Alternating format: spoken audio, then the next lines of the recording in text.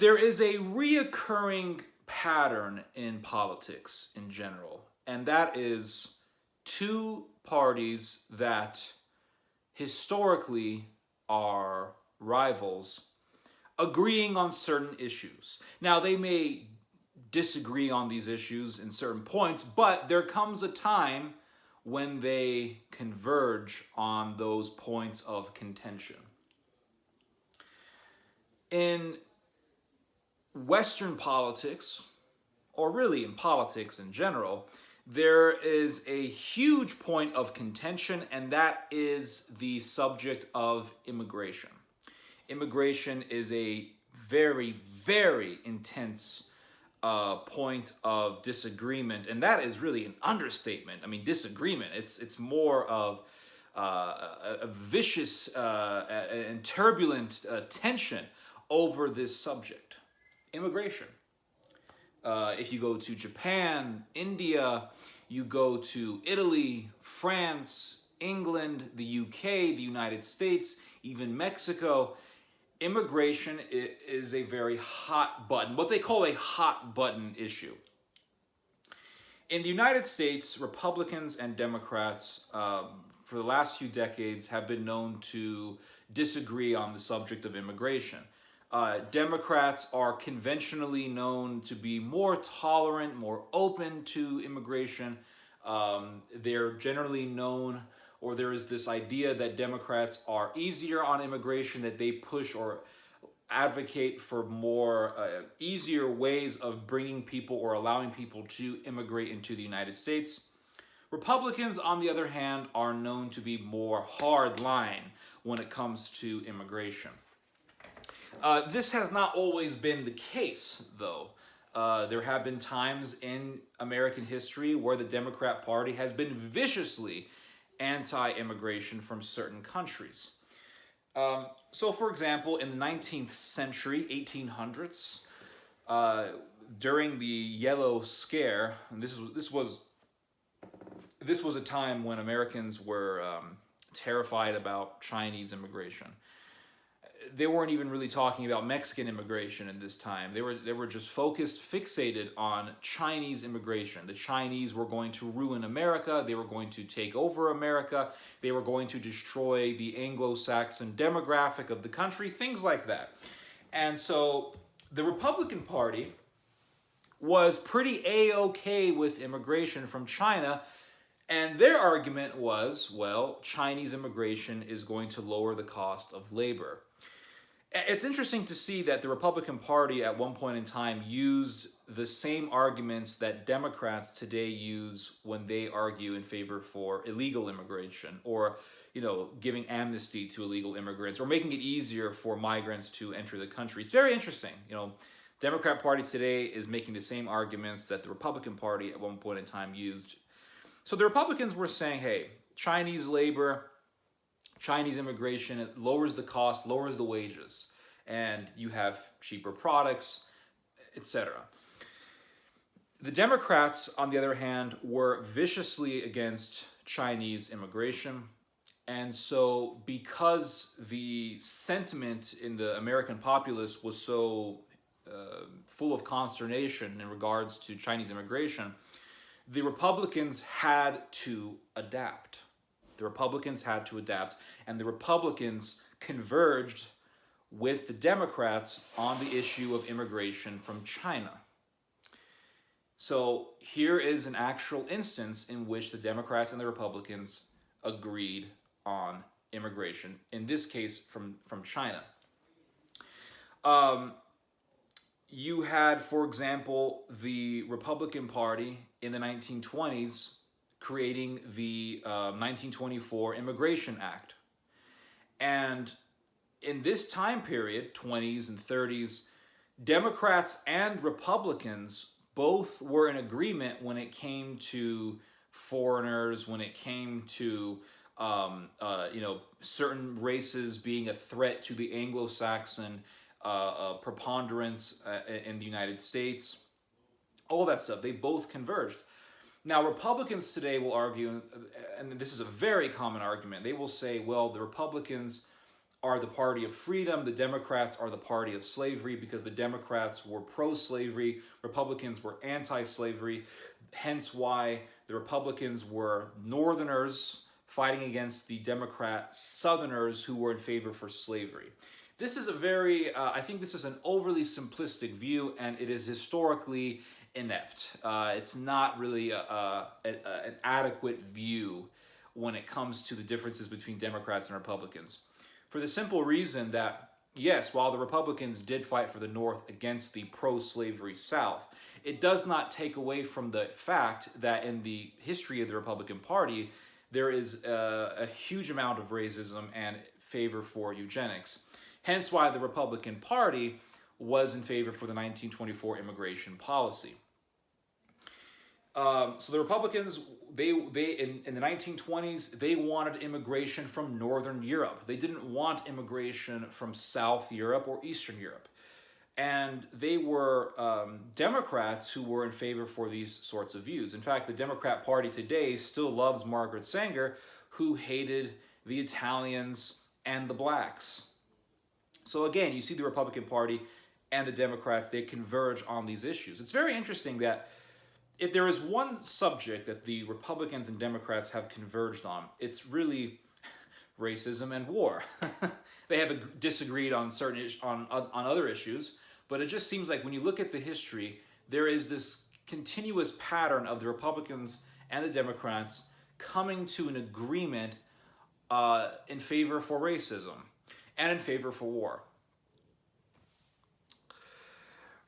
And you look at Ronald Reagan. Ronald Reagan gave amnesty to over 250,000 Nicaraguans who were escaping war in Central America. A war that was there to a great extent because of American meddling, the United States backing certain militant groups and all that stuff. And they say Russia was involved and all that stuff. So I'm not saying it's just America. But America did play a huge role in that, arming the Contras and all that stuff. So 250,000 Nicaraguans escaped violence. They went to the United States. And Ronald Reagan, a Republican, not only just a Republican, but the most praised Republican president in the history of Republican presidents. Ronald Reagan gives these people amnesty. And Ronald Reagan actually said, essentially, these people deserve amnesty because they have escaped war and they are looking for a better life and they want to embrace the American dream. Now, this is not what he said word by word, but it's essentially what he said. And Reagan gave those people amnesty. Now, compare that to today, where the Republican Party will call migrants invaders. Donald Trump and there's Donald Trump and a bunch of other of these Republican types. They'll say, oh, these people are invaders. It's a pretty big difference. Now, why is there this difference? It's very interesting. If you look at, like I said, if you look at the issues that really polarize America, one of the most polarizing issues is immigration. Immigration is right up there with abortion. Abortion is also a hugely polarizing subject in the United States. One state will make a very anti-abortion law, right? Let's say one state makes a law that makes it very difficult to have an abortion. It's headline news. It's all over the news. And you will have Democrat states in the North saying we will be, a refugee, not a refugee state, but we will be a pro-abortion sanctuary state for anyone who lives in these states where it's very difficult to have an abortion. They can come here and have it. So it's a very polarizing subject in American politics. Immigration is just as polarizing, maybe even more polarizing than abortion. And so the Republican Party, at one point in time, we're talking like 1950s and before that, the Republican Party was not as popular as the Democrat Party at one point in time. At one point in time, the Democrat Party was the party of the working white American. At one point in time, the majority of white voters in America were Democrats. A lot of that began to change gradually, beginning in the mid-1960s. What was this subject that got so many white Americans to leave the Democrat Party and join the Republican Party. It was the Democrats becoming more lenient on immigration. You had the 1965 immigration law, which made it easier to come into the United States. And this was a subject that really angered a lot of people. Not everyone, because politicians who were in favor for the 1965 Immigration Act would continue to win elections, so it wasn't that detrimental initially. White support for the Republican Party increased tremendously by the 1970s. And with that, I would like to read to you guys an excerpt from this book, White Backlash. I referenced this book before in some of my prior videos, and it is really an excellent study on the change in demographics for the support for both parties. You know, basically how at one point in time the majority of whites in America were Democrat, and then because of the subject of immigration being so polarizing, a lot of the whites had an exodus from the Democrats and they went to the Republican side. And so in one part of the book it says, white support for Republican senatorial candidates grows from an average of 47.2% in the 1970s to 50.8% in the 1980s, 51.9% in the 1990s, and 53.7% in the 2000s. In 2008, a whopping 59.3% of non-Hispanic whites voted Republican for the Senate. And so what was this subject that garnered so much white support for the Republican Party? It was the view on immigration that was so significant. So what happened? What happened? The Republicans changed. They became more resistant to lenient immigration, while the Democrats became more lenient, or at least they gave off that perception.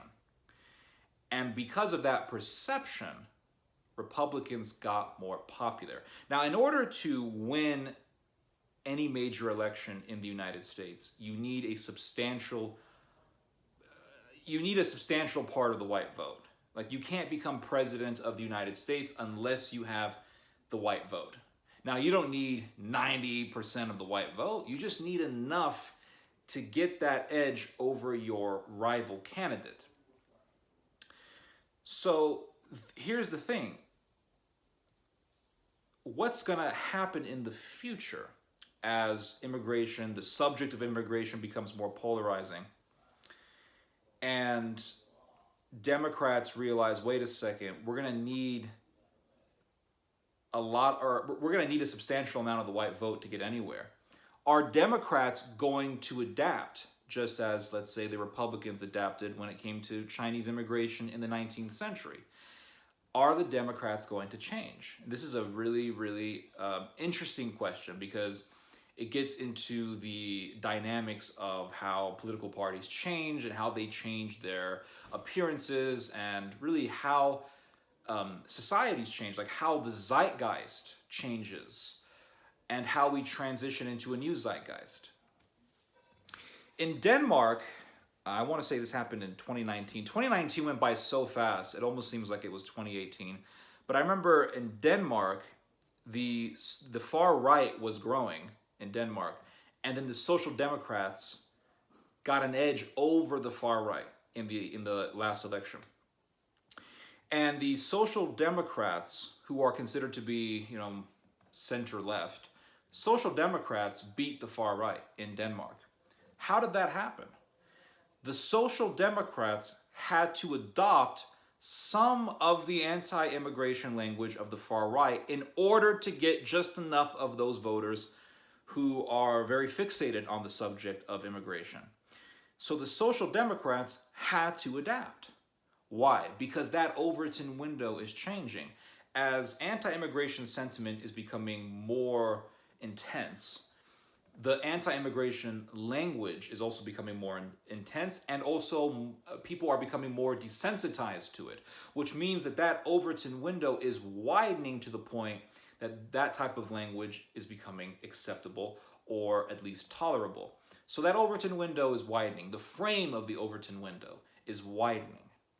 Look at what happened in India recently. In the New Delhi election, the far-right BJP party lost to a supposedly more moderate party. But that moderate party had to adopt some of the radical language of the BJP.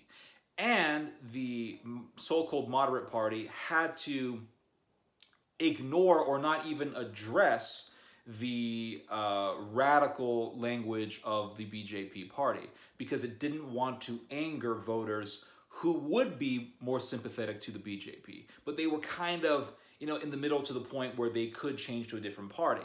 So the language is changing and parties are having to condition themselves to that language and having to change just a little bit so they can get enough voters to support them.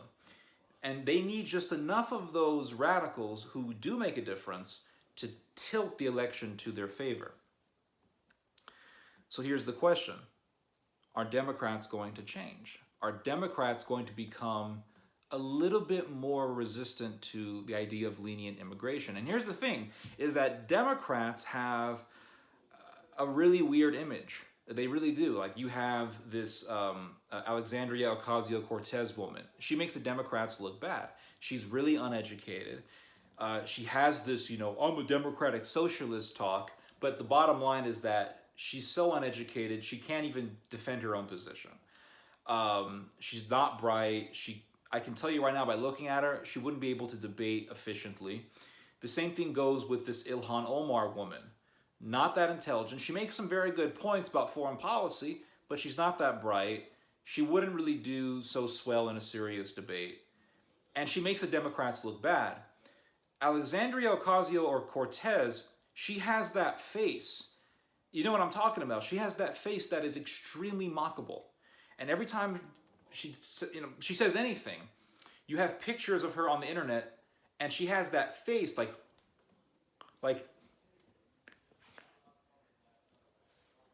it's very, very mockable. It doesn't look good for the Democrat Party. The Republican Party, on the other hand, you have, what do you have? Patriotism, defending our country, defending the borders, being nationalistic, being a proud American, America first. Language like this is very, very attractive, which explains why Bernie Sanders has been able to get the lead over the other Democrats. Why? Because Bernie Sanders is something different. See, even the Democrat Party is changing in this zeitgeist. Pete Buttigieg, he said, that Bernie Sanders is a divisive figure, and he is. He is dividing the Democrat Party. And with the rise of Bernie Sanders, you're going to have, again, a widening of that Overton window. Democrats are going to have to decide, do we want to change and adapt to the times? Or are we going to lose votes to the other side? That's what's happening. And the traditional Democrat is losing his leverage. The Biden type, the Warren type. These people are losing their edge. They are losing their leverage, their influence. They're losing their power because people are tired of the establishment stuff and they want something new and novel. Bernie Sanders is a guy who says he's a socialist. He has this kind of radical image to himself. And that's very effective because people want something new and novel. And Democrats have, in the past, acquiesced to Republican ideas on immigration. And you saw this in 2019 when the Republicans wanted a border fund bill passed, and the Democrats passed it. And the Democrats were saying, well, we wanted to help the poor illegal children in the cages, and that's why we did it. No, it's because Democrats know that they have to adapt. That's why a lot of the policies that you see being done right now, that you see being implemented right now when it comes to the border, a lot of this stuff was happening when Obama was president, and a lot of it was passed under Obama's administration. So the Democrats can flip. Like, the Democrats can reform or return back to their openly populist days. It could actually happen. Or what could happen is that the Democrats will keep the perception of that same image while adapting more extreme views when it comes to abortion. And, most abortion clinics are where? In minority neighborhoods. the Democrats could say, well, while we love immigrants and migrants and we love having these people work here, we need to somehow curtail their presence by funding Planned Parenthood more. And they won't say by funding abortion. They'll say, you know, we need to have a better healthcare system and allow for more reproductive freedom in order to kill the brown folks.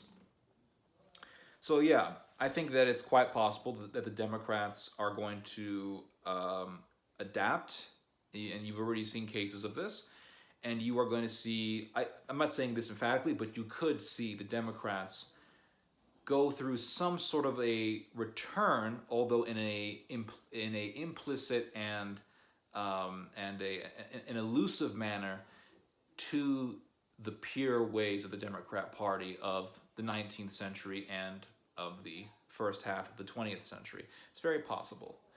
They do support eugenics through abortion, although they have it covered in nice, glittery language. But it's possible that they are going to intensify these sorts of policies in the name of eugenics, and they will use implicit eugenic language. Anyway, hope you guys have enjoyed this video. Hope you guys have learned something from this video. You guys just heard some theology. God bless.